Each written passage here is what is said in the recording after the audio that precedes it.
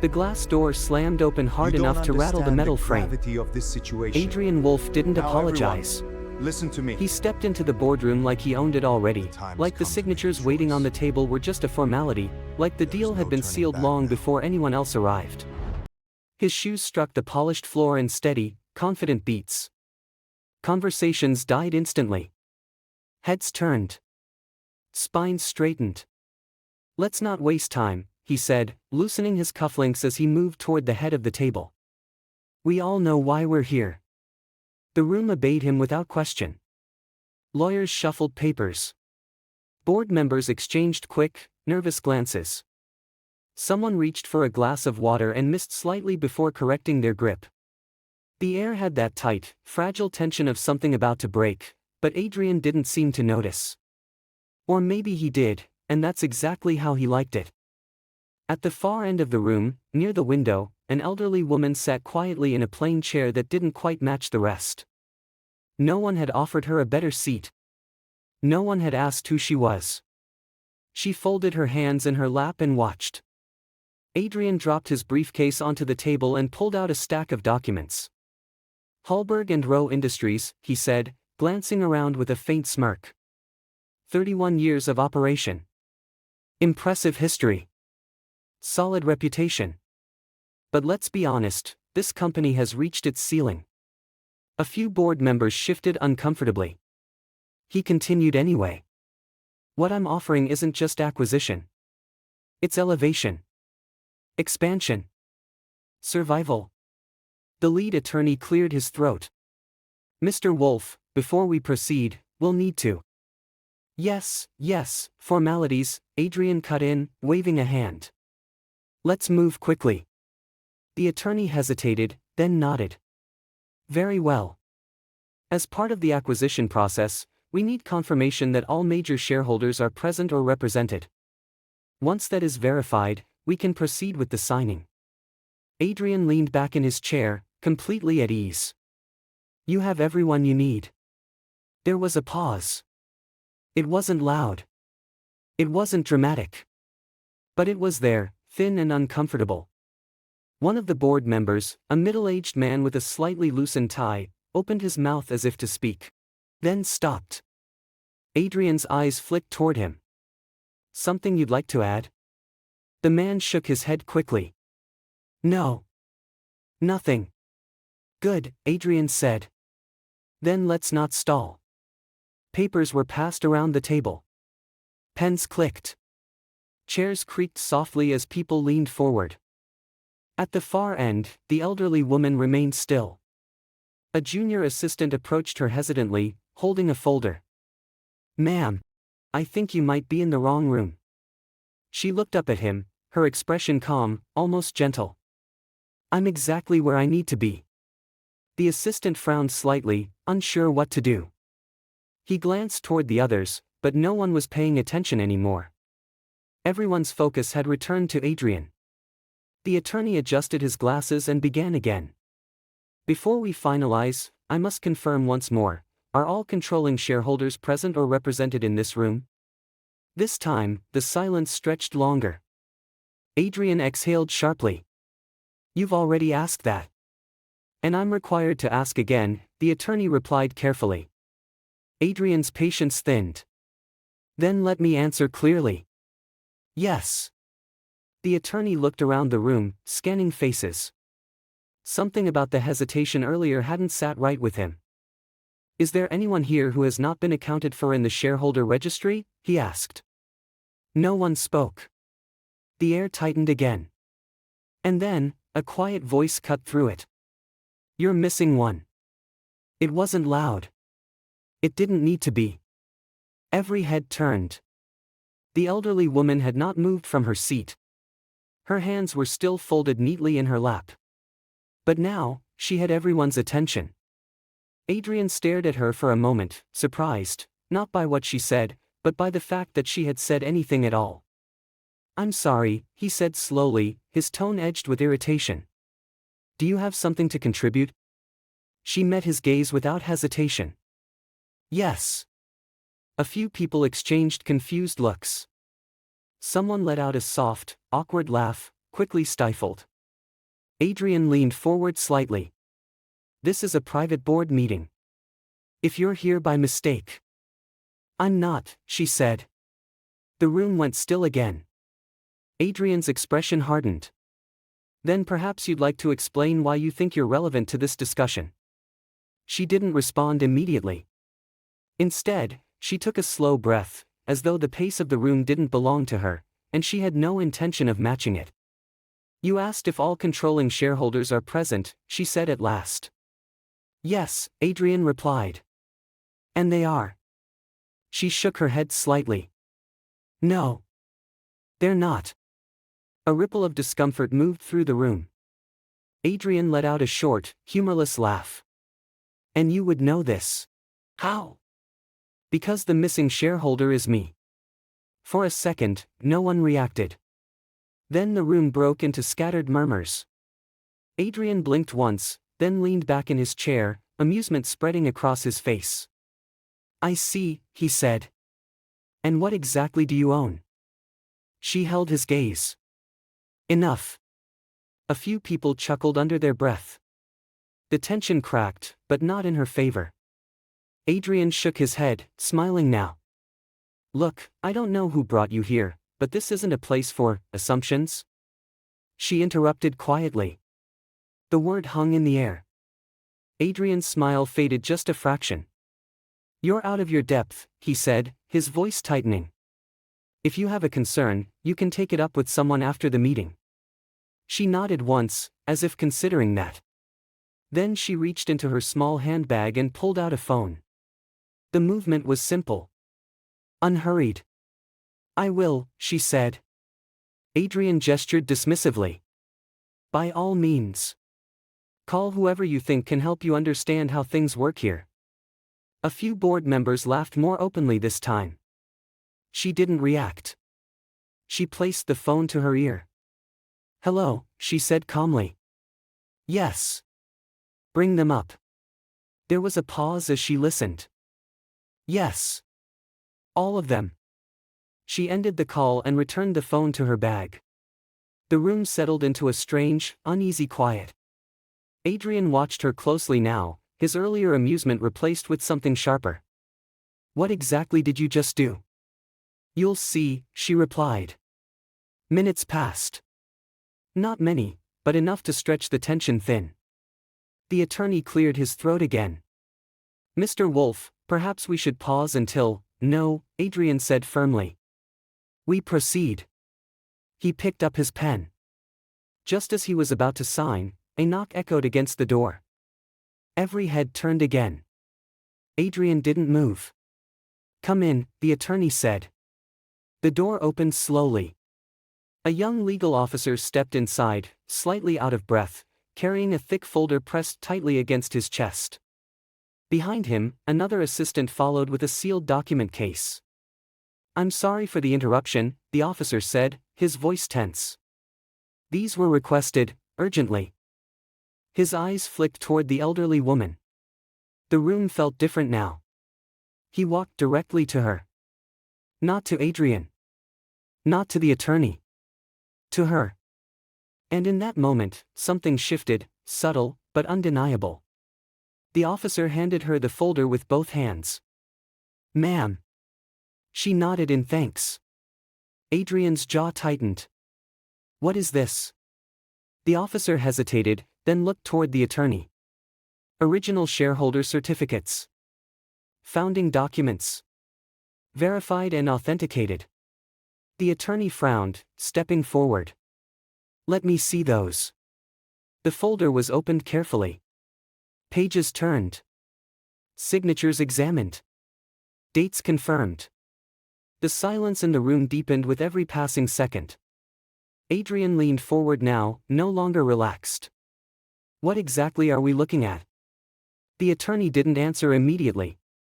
His eyes moved quickly across the documents, then slowed. Then stopped. He looked up. And for the first time since the meeting began, he didn't look confident. Mr. Wolf, he said quietly, we need to pause this proceeding. Adrian's expression darkened. On what grounds? The attorney swallowed. On the grounds that the current understanding of ownership may be incomplete. A chill moved through the room. Adrian stood abruptly. That's not possible. The attorney turned another page, his hand steady but his voice not quite as firm as before. These documents indicate a controlling interest that has not been disclosed in the records we were provided. Adrian's voice dropped. What controlling interest? The attorney looked at the elderly woman. Then back at Adrian. And said, a majority stake. The room seemed to tilt. Adrian stared at him. That's not funny. No one is joking, the attorney replied. Adrian's gaze snapped to the woman. Who are you? She met his eyes calmly. My name, she said, is Margaret Ellison. And the silence that followed was no longer uncertain. It was heavy. Final. And just beginning to break him. No one moved. Not immediately. The name lingered in the air as if it carried weight the room was only just beginning to feel. Margaret Ellison sat exactly as she had before, calm, composed, untouched by the tension that was now pressing down on everyone else. Adrian let out a slow breath, but it wasn't steady anymore. I don't care what your name is, he said, his voice tightening. What I care about is why this meeting is being interrupted over documents that should have already been verified. The attorney didn't respond right away. He kept flipping through the pages, slower now, more deliberate. Every movement seemed careful, as if one wrong conclusion could collapse something important. It appears, he said finally, that these documents were never included in the official registry we received. That's not my problem, Adrian snapped. We worked with what was available. Margaret tilted her head slightly. Exactly. Adrian's control over the room was slipping, piece by piece. How much? He demanded. The attorney didn't hesitate this time. 62%. The number hit like a physical blow. A few people actually leaned back in their chairs. Someone whispered something under their breath. Another person let out a quiet, disbelieving laugh. Adrian didn't react at first. Then he did. That's not real, he said. There's no way she holds a controlling interest of that size without announcing it. Margaret finished softly. He looked at her, and for the first time, there was no arrogance in his expression. Only disbelief. You expect me to believe, he said slowly, that you've been sitting on 62% of this company. And no one knew. I didn't say no one knew, she replied. I said you didn't. The room shifted again. Adrian turned sharply to the board members. Did any of you know about this? No one answered. Not because they didn't want to, but because they didn't know what to say. One of them finally spoke, his voice unsteady. There were rumors. Old records. But nothing confirmed. Nothing confirmed? Adrian repeated. So you just ignored it? We didn't have proof, the man said defensively. Margaret watched the exchange quietly. Proof, she echoed. That seems to be a recurring issue here. Adrian ran a hand through his hair, pacing now. This doesn't make sense. Even if these documents are real, they should have been disclosed during preliminary negotiations. They were never requested, Margaret said. He stopped. What?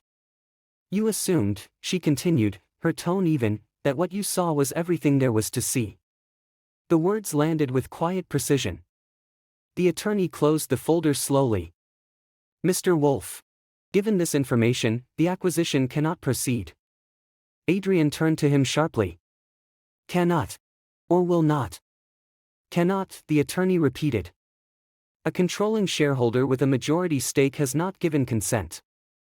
Legally, that invalidates the entire transaction.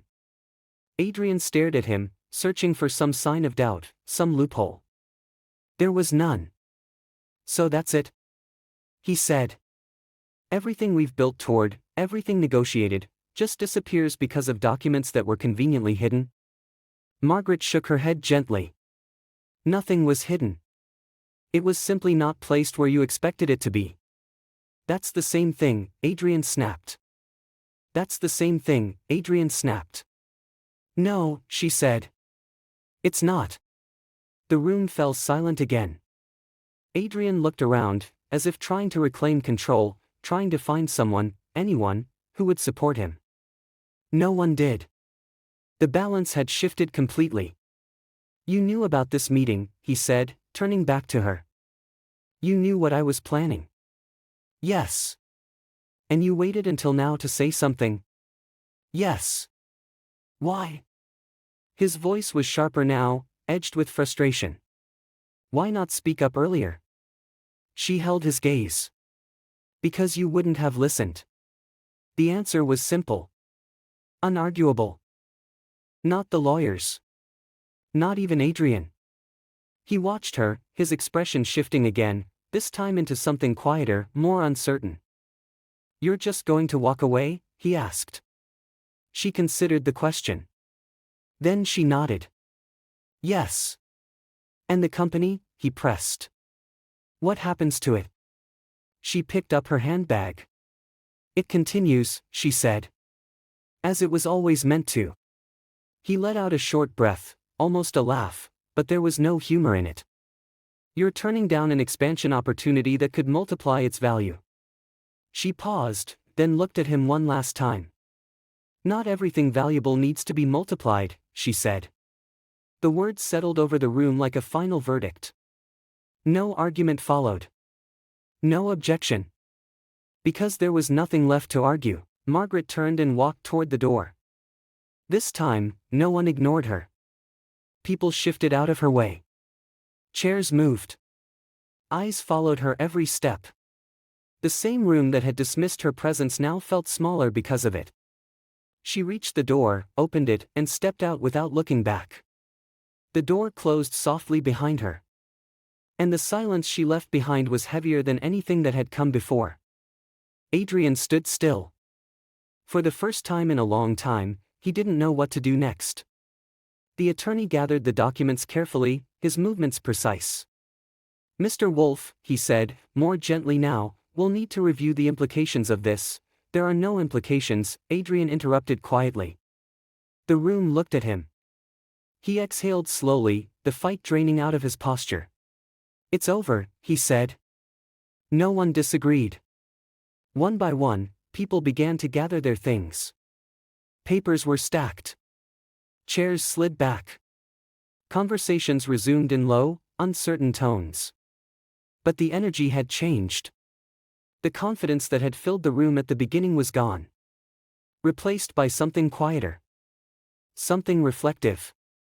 Adrian remained where he was, staring at the empty chair where Margaret had been sitting. He replayed the moment in his mind, the way she spoke, the way she waited, the way she never once raised her voice. And yet, she had controlled everything. He let out a breath he hadn't realized he was holding. Across the room, one of the board members shook his head slowly.